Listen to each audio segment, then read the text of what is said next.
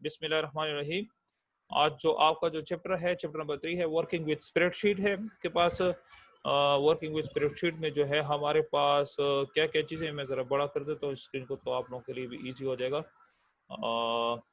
Working with spreadsheet के बारे में है चैप्टर नंबर 3, और साथ साथ में मैं एक एक स्लाइड को आगे करता जाता हूँ और साथ साथ में मैं जिससे पढ़ाता जाऊँगा वही पढ़ता जाएगा, ठीक है ना। फर्स्ट जो टॉपिक इसमें आ रहा है कंडीशन फॉर्मेटिंग।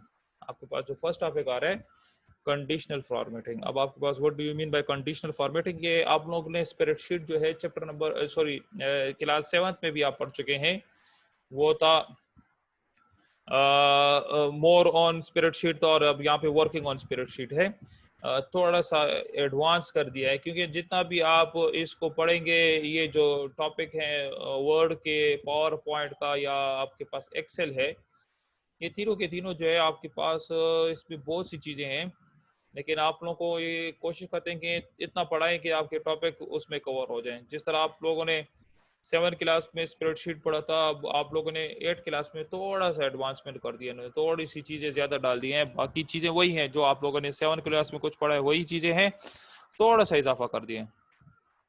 फर्स्ट जो टॉपिक है इसमें है कंडीशनल फॉर्मेटिंग। ये जो है सनान अपना माइक ऑन करके पढ़े जरा इसको, बाकी माइक बंद करने अपने। सनान माइक ऑन करो, बाकी सारे माइक बंद कर लो। Yes, sir. इसको पढ़े जरा शाबा। Conditional Formatting changes the appearance of data. It helps us to point out important data. Conditional formatting is used to highlight important or unusual data. It allows us to creates a lively picture which allow us to observe and understand critical data at first glance. Gallons ठीक है। अच्छा, अब देखिए condition formatter का काम क्या है कि आप क्या जो डेटा की जो अपीयरेंस को चेंज करने के लिए हम फॉर्मेटिंग यूज करते हैं। मींस आप अपना जो एक्सेल शीट अगर आप बना रहे हैं, उसकी आप मतलब अपीयरेंस, मतलब आपकी वो एक्सेल शीट की अपीयरेंस कैसे होनी चाहिए, तो वो हम कंडीशनल फॉर्मेटिंग के थ्रू करते हैं। It help us two point out important data. जो आपके पास जो भी इंपॉर्टेंट डेटा है, आपने अगर एक एक्सेल शीट में रिलेटेड टू सम का फंक्शन यूज किया, या बाकी जिस तरह कोई आपने फंक्शन यूज किया, प्रोडक्ट का फंक्शन यूज किया, तो आप उसको कैसे इंपॉर्टेंट डेटा को कैसे पॉइंट आउट करेंगे। थर्ड वर्ड पॉइंट आ जाता है आपके पास, condition formatting is used to highlight important और अनयूजुअल डेटा। आपके पास कोई चीज उस डेटा में इंपॉर्टेंट है, जैसा लेट सपोज अभी आप लोगों की क्लासेस में 2-3 स्टूडेंट जो है उनकी पोस्टिंग हो गई है, तो अब वो मेरे पास जो है 2-3 दिन के बाद इस तरह सर आमिर जो है वो मुझे मैसेज करेंगे कि इस तरह के ये बच्चे एसएलसी हो गए, तो आप जो अटेंडेड शीट है उसमें उसको हाईलाइट कर दें। तो वो हाईलाइटिंग मैं करूंगा कंडीशनल फॉर्मेटिंग में, क्योंकि आप लोग की जो हम अटेंडेंस लगाते हैं वो हम लगाते हैं एक्सेल शीट में हमने बनाई हुई है ना, तो एक्सेल शीट में आप लोग अटेंडेंस लगाते हैं। तो अब इसमें आप बिल्कुल ये एक फीचर है आपके पास, हाईलाइटिंग फीचर है, जो आप लोगों को हम क्या कहते हैं, हाईलाइट करते हैं। जिस तरह मैं लास्ट में आप लोगों को दिखा भी दूंगा कि जो स्टूडेंट्स अभी जा रहे हैं या जो जा चुके हैं, तो उनको हमने कैसे हाईलाइटेड किया। तो ये एक अनयूजुअल इंपॉर्टेंट जो है ना फॉर्मेटिंग का एक काम है। फोर्थ वन है, it allow us to create a lively picture which allow us to observe and understand critical data at first glimpse. जो भी आपके पास लाइवली पिक्चर्स है उसको ये अलाउ करता है, आपने क्या चीज एब्जॉर्व कर रहे हैं, क्या अंडरस्टैंड कर रहे हैं, सारा का सारा जो डेटा है वो हम कंडीशनल फॉर्मेटिंग के थ्रू सॉल्व करते हैं या करते हैं उसको, ठीक है ना जी। इश्तियाक कोई क्वेश्चन है? रेज हैंड किया हुआ आपने, इश्तियाक। सर मैं रीडिंग करना। ओके, अच्छा अच्छा, सबर करो ना माना रीडिंग। अब देखो इसमें आपके पास देखिए हाईलाइटिंग सेल रूल्स है, ग्रेटर देन है, लेस देन का साइन है। ये इंशाल्लाह आप लोगों को जब अब मैं उसमें आऊंगा प्रैक्टिकल में, तो ये सारा का सारा मैं आपको बता दूंगा कि कैसे हाईलाइटिंग फीचर्स को हम ये कैसे यूज करते हैं, मींस हाईलाइटिंग सेल रूल को हम कैसे यूज करते हैं, ठीक है ना। मैं नेक्स्ट चाहता हूँ, अब ये जस्ट आपके पास highlighting cell rule greater than का भी है, लेस देन का भी है, बिटवीन का है, इक्वल का भी है, टेक्स्ट दैट कंटेन का भी है, डेटा अकरिंग का भी है, और डुप्लीकेट वैल्यूज भी है। ये आगे आएंगे इंशाल्लाह मैं बताऊंगा। अब ये highlighting rules for conditional formatting, कुछ आपके पास रूल्स हैं कंडीशनल फॉर्मेटिंग के लिए। वो कौन कौन से हैं? वो है बिटवीन में हमने 2 नंबरों के दरमियान, मींस कौन सा बड़ा है कौन सा छोटा है। लेट सपोज अगर मैं सनान और इब्राहिम की मिसाल दूं, तो सनान जो है वो इब्राहिम से छोटा है, या मैं इस तरह करूं कि इस सनान को दरमियान में करते हूँ, इब्राहिम और इब्राहिम शाह की हाइट सेम टू सेम है, तो मींस सनान is in between two Ibrahim's, ठीक है ना। तो इब्राहिम के दरमियान जो है वो क्या है, सनान है। तो ये बिटवीन के लिए फिर हम ये फीचर यूज करेंगे। इक्वल टू के लिए मींस आप लोगों में से अगर मैंने बताया कि इब्राहिम 2 मतलब 2 इब्राहिम है, इब्राहिम 1 इक्वल टू इब्राहिम 2, दोनों की सेम हाइट सेम जो है बॉडी स्ट्रक्चर है, तो हम इक्वल टू में करेंगे। नॉट इक्वल है तो आप कहेंगे कि दोनों सेम टू सेम नहीं है। ग्रेटर देन है, आप चाहते हैं कि इब्राहिम जो केम का है वो थोड़ा मोटा है एज कम्पेयर टू अदर इब्राहिम, तो हम कहेंगे कि ग्रेटर देन, ठीक है ना। लेस देन मींस अगर सनान को दूसरे वाले सनान के साथ कंपेयर करूं तो वो दूसरे वाले सनान जो है इस वाले सनान से क्या है, छोटा है। तो मींस जो हमारे कैंप वाला सनान है वो लेस देन जो दूसरा सनान है उसे है। फिर ग्रेटर देन और इक्वल टू, ये सारे के सारे मींस जितने भी आपके मैथमेटिकल फार्मूलाज हैं, और ये आता है इन इक्वेशन में। बेटा ये सारी बात याद रखना, इन इक्वेशन कहते हैं जिसमें आपके पास less than, greater than, less than, equal to, greater than, equal to के जो साइन आपके पास यूज होते हैं ये इन इक्वेशन में आते हैं। और साथ में इक्वलिटीज जिसमें इक्वल टू का साइन भी आ गया आपके पास, तो means it is a mixture of both equality sign and in equation, ठीक है ना। तो इक्वेशन और इन इक्वेशन की क्या है, मिक्सचर है दोनों, जो हम हाइलाइटिंग सेल रूल्स जो है कंडीशन फॉर्मेटिंग में यूज करते हैं।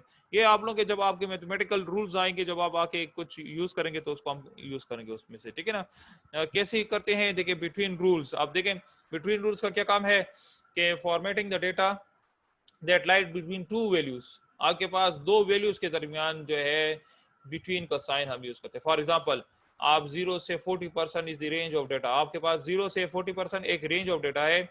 If the data falls in this range, अगर आपके पास इस रेंज के अंदर वो फॉल करता है, then the condition is true and the data will be formatted differently. अच्छा, अब ये देखिए आप लोग रूल्स बनाते हैं, जब भी आप कोई डेटा देते हैं तो उसमें कुछ रूल्स एंड रेगुलेशंस होते हैं। लेट सपोज आपने रूल्स ये सेलेक्ट किए हुए हैं कि अगर आपके पास डेटा 0 से लेके 40% तक का जितना, लेट सपोज अगर मैं एक आसान सी मिसाल के तौर पर एक क्लास का मैं परसेंटेज का डेटा निकाल रहा हूँ, ठीक है ना। और वो परसेंटेज के डेटे के लिए मैंने कुछ रूल्स स्पेसिफाई किए, और वो रूल्स ये हैं कि अगर 0 से 40% जिसके मार्क्स हैं उसका रेंज के लिए मैं ट्रू लिखूंगा, मींस ये बच्चे लाई कर रहे हैं इस रेंज में।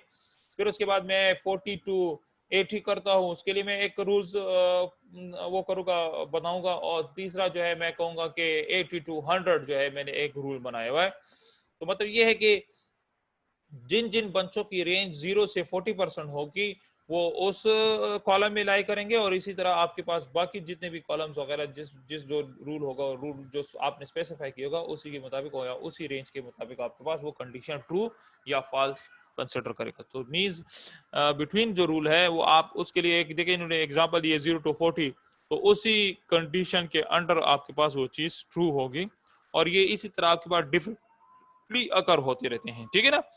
सेकेंड वन जो आपके पास है step by steps to apply between rule. अब इसको अप्लाई कैसे करते हैं, बताओ आप लोगों ने इस रूल को अप्लाई करने के लिए सेलेक्ट द सेल रेंज। आपके पास जो सेल नहीं होते आपके पास, ये याद रखा, जब भी आप एक्सेल शीट खोलते हैं तो उसमें छोटे छोटे से बॉक्स बने होते हैं। अगर आप लोगों ने देखा हो लेफ्ट साइड पे आपके पास नंबरिंग होती है, और ऊपर मींस आप लोगों के जो कॉलम वाइज मीन ऊपर से जब आप नीचे की तरफ आते हैं, फ्रॉम टॉप टू बॉटम आते हैं, तो नंबरिंग है 1 2 3 4 5 6 इस तरह नंबर लेफ्ट साइड पे रखेंगे। और आप from right left to right means आप रो की सूरत में जब जाएंगे तो ABCD इस तरह ऊपर आपके पास लिखे होंगे। तो ये जो आपके पास ABCD और नीचे की तरफ जो 1 2 3 लिखे हैं, ये एक एक जो बॉक्स बना हुआ है ये एक एक सेल कहलाता है। तो पहले आपने उस सेल रेंज को सेलेक्ट करना है, जो भी आप सेल जहां पे ये आप अप्लाई करना चाहते हैं। Select the between rules of the condition formatting from the style group on the home tab. आपके पास जो कंडीशन फॉर्मेटिंग का जो बिटवीन रूल है वो कहां से सेलेक्ट करना है, आपने स्टाइल ग्रुप में जाके होम टैब में आपने वहां से एंड स्पेसिफाई अरेंज, और आपने उधर स्पेसिफाई कर दिया रेंज के, आपके पास जो रेंज होगा वो इस के दरमियान आपके पास होगा। तो ये तो आपके पास स्टेप्स हुए बिटवीन रूल्स के, क्या आपने बिटवीन रूल के स्टेप्स कैसे स्पेसिफाई करने हैं, या कैसे उसको रेंज आपने उसके अंदर क्या करना है, स्पेसिफाई करना है। सेकेंड आपके पास आ जाए इक्वल टू रूल। देखिए सारे रूल्स इसमें हैं, जितने भी आपके पास रूल्स हैं सारों के सारों का स्टेप वाइज जो प्रोसीजर वो सेम टू सेम होगा। देखें जिस तरह आपने अभी पीछे बताया बिटवीन रूल के लिए आपने एक रेंज स्पेसिफाई किया, तो यहाँ पे इक्वल टू के लिए भी कोई रेंज स्पेसिफाई करना पड़ेगा। जिस तरह यहाँ पे देखें क्या हुआ है, data to be formatted is a specific value, कोई specific value. Equal to rule का मतलब ये कि अगर आप लोगों की क्लास में 6-7 बच्चों के सेम टू सेम नंबर आते हैं, मींस अगर एक लड़कों की क्लास में अगर मैं कहूँ इब्राहिम, सनान और हनान, अब इन तीनों के नंबर जो हैं वो 100 में से 65 आ गए हैं, तो means you are lying in equality rule, mean equal to rule में आप स्पेसिफाई करेंगे। तो उसमें ये होगा कि जब ये हाईलाइट करेगा उस फीचर को, फॉर्मेटिंग जब करेगा, वो खुद ब खुद वो बता देगा कि आपके पास कौन कौन से बच्चे इक्वल टू रूल में लाई करें, कौन कौन से बच्चे बिटवीन रूल में लाई कर रहे हैं, और कौन कौन से बच्चे आपके पास ग्रेटर देन और लेस देन रूल में आते हैं। ठीक है, अब यहाँ पे दे दिया data to be formatted a specific value that would be formatted differently, all other values will be formatted normally। मतलब लेट सपोज अगर आपने रूल स्पेसिफाई किया हुआ है कि जो बिटवीन रेंज होगा वो आपने नॉर्मली उसको मीन उसकी जो फॉर्मेटिंग वैल्यूज होंगे वो नॉर्मली अकर करेगा, और बाकी जितने भी आपने रूल लगाए हुए हैं, वो इक्वल टू साइन है, वो ग्रेटर देन का साइन है, वो डिफरेंटली वैल्यू पेश करेंगे। तो मतलब यह कि वो उसी तरह काम करेंगे फिर, ठीक है ना, वो उसी तरह आपके पास काम करेंगे। तो मतलब ये कि जो जो आप रूल स्पेसिफाई करेंगे वो काम उसी तरह करेगा, ठीक है ना। तो मतलब ये कि हम एक टाइम में एक रूल स्पेसिफाई कर सकते हैं, ठीक है ना, हम एक टाइम में एक ही रूल स्पेसिफाई कर सकते हैं। तो मतलब ये कि अगर आपने रूल रखा हुआ है फॉर अ बिटवीन और आप उसमें दूसरा रूल इक्वल टू का करेंगे, तो इक्वल टू रूल जो होगा वो आपकी फॉर्मेटिंग डिफरेंटली अकर करेगा as compare to your normally occurring values which is between rule, ठीक है ना। तो वो आपके पास जो बिटवीन रूल होगा उसकी जो स्पेसिफिकेशन होगी वो नॉर्मली अकर होगी, सॉरी बिटवीन रूल की बिल्कुल नॉर्मली अकर होगी, और जो आपने इक्वल टू रूल अप्लाई किया होगा उसकी जो फॉर्मेटिंग होगी वो डिफरेंटली होगी, ठीक है ना। मतलब ये कि ये आप एक बता रहे हैं ना कि ये बच्चे जो हैं उनकी जो रूल स्पेसिफाई आपने किए हुए हैं, आपने तो उस ऊपर रूल ये रखा हुआ है कि जस्ट जो बिटवीन रूल है उसको नॉर्मली फॉर्मेटिंग में आप उसको वैल्यूज उठाते जाए, और जो बाकी आपके पास इक्वल टू साइन के या ग्रेटर देन साइन या लेस देन साइन या कोई भी दूसरा साइन आपके पास आ रहा है, तो उसकी जो वैल्यूज होंगे वो आपने क्या करेंगे, डिफरेंटली अकर करेंगे। तो वो बिल्कुल आपके पास जो रूल्स होगा जो आपने स्पेसिफाई करेगा वो उसी तरह काम करेगा, ठीक है। इसकी समझ आ गई आपके पास। ये इंशाल्लाह जब आप लोग प्रैक्टिकली करेंगे तो आप लोगों को उससे ज्यादा समझ आएगी। जब हम प्रैक्टिकली करेंगे ना ये बहुत ज्यादा इजी है आपके पास, ठीक है ना। ये तो अभी आप लोगों को मैं जस्ट आप लोगों को बता रहा हूँ कि ये रूल कैसे आप मैं यहाँ पे बैठ के करूंगा तो फिर आपको समझ आएगी कि सर ये तो वही आपने बात बताई थी कि इस तरह करना है आप लोगों को, ठीक है। यहाँ तक समझ आ गई आपको? Yes sir. ओके, चले नेक्स्ट आ जाते हैं आपके पास। बस ये कुछ कर लें क्योंकि लेस देन 10 मिनट्स में फिर आप लोगों का वैसे भी टाइम आउट भी हो रहा है, तो 10 मिनट में मैं आगे जाऊंगा जल्दी। मैं पढ़ूं? 5 मिनट में मैं इसको खत्म करूंगा, ठीक है ना। अच्छा, next is not equal to. अब नॉट इक्वल टू मींस आपके पास इक्वल के सामने ऊपर जब आप स्लैश डालते हैं उसे हम नॉट इक्वल का साइन कहते हैं। जिस तरह मैं आपको यहाँ पे थोड़ा सा लिखवा देता हूँ, एक रूल ले लो, देखो इस तरह का होता है आपके पास जब इक्वल साइन लगाते हैं और इसके ऊपर आप इस तरह करा दीजिए, this is the not equal sign, ठीक है ना। नॉट इक्वल टू इसे कहते हैं। अब नॉट इक्वल टू साइन का क्या काम है वो भी जरा देख ले गौर से। The data to be formatted can be any values other than specified value। कोई भी ऐसी वैल्यू हो जो आपने स्पेसिफाई की उससे अदर देन कोई वैल्यू होगी आपके पास, that specific value would be formatted normally and other will be highlighted। अगर आपने वो जो स्पेसिफिक वैल्यू को फॉर्मेटिंग आपने कहा कि वो नॉर्मली करेगा, तो आपके पास बाकी जो वैल्यू होंगी वो हाईलाइटेड होंगे, वो आपको एक मैसेज देंगे कि ये चीजें हो रही हैं आपके पास, ठीक है ना। ये देखिए बेटा, ये जो चीजें हैं, ये जो अभी आप लोग को ये चीजें करवा रहे हैं, ये अक्सर जो है ये जो मेडिकल रैप वगैरह होते हैं, जो मेडिसिन का जो डेटा होता है कंपनीज का, वो जब वो प्रोफाइल रखते हैं और कहते हैं कि आपकी परफॉर्मेंस क्या है, आपने कितना जो है वो जो मार्केट है वो अचीव की हुई है, वो सारा का सारा हम उसमें ये रूल्स एंड रेगुलेशन क्या करते हैं, अप्लाई करते हैं, ठीक है ना। ये अब मैं यहाँ पे बोलूंगा तो आप लोगों को खैर थोड़ी समझ नहीं आएगी, लेकिन जब ये प्रैक्टिकली आप लोगों को मैं परफॉर्म करूंगा तो आप लोगों को समझ आ जाएगी कि ये रूल्स हमने कैसे स्पेसिफाई करने हैं, ठीक है। तो नॉट ये इक्वल नॉट इक्वल टू का सर आपने डाला है क्या चीज, नॉट इक्वल का मतलब क्या जी? सर, ये नॉट इक्वल का जो साइन है हाँ ये आपने डाला है। ये मैंने कहा, मैं नीचे ये जो इक्वल के ऊपर ये जो स्टेशन है ये मैंने खुद डाला है, ठीक है ना। ये मैंने आपको समझाया कि यार ये नॉट इक्वल का साइन जो होता है वो आपके पास इस तरह होता है, ठीक है ना। और नेक्स्ट जो आपके पास आता है, चलिए इसको मैं मिटा भी देता हूँ बस। अच्छा, नॉट इक्वल के बाद फिर आपके पास आ जाता है ग्रेटर देन साइन। बिल्कुल ग्रेटर देन साइन का भी वो data to be format is any value greater than a given value, ठीक है। आपके पास लेस देन के लिए होगा data to be format is any value less than a particle value, means less than आपकी particle value से होगी। और आपके पास इंसर्टिंग, अच्छा बस यहाँ तक है आपके पास। नेक्स्ट जो आपके पास टॉपिक हो इफ स्टेटमेंट है वो फिर आप लोगों का नेक्स्ट टॉपिक है, तो यहाँ तक आपके पास है। तो these are all the conditional formatting. तो कंडीशनल फॉर्मेटिंग में हम कुछ वैल्यूज को इस तरह स्पेसिफाई करते हैं, जो भी आप रूल बताएंगे कंडीशनल फॉर्मेटिंग वो अप्लाई करेगा। लेकिन याद रखें आपका conditional formatting at a time one value जो है वो स्पेसिफाई करेगा, ये नहीं कि अब सारे के सारे इकट्ठे में करेगा। अगर आप चाहते हैं कि वो लेस देन की फॉर्मेटिंग करे तो बाकी जितने भी आपने उसके ऊपर रूल्स अप्लाई किए होंगे वो सारी के सारे डिफरेंटली अकर करेंगे, जस्ट आपका लेस देन जो होगा वो नॉर्मली अकर करेगा, ठीक है ना। मतलब ये हम एक चीज को दूसरे से डिफरेंट करने के लिए हम ये यूज करते हैं, ठीक है ना। ये अब आप लोगों को इंशाल्लाह इस तरह मैं आज बैठ के थोड़ा सा आप लोगों के लिए मैं एक्सेल शीट में ऐसी चीज बनाता हूँ कि आपको पता लगे कि सर हाँ अब समझ आ गई कि ये चीजें इस तरह होती हैं, ठीक है ना।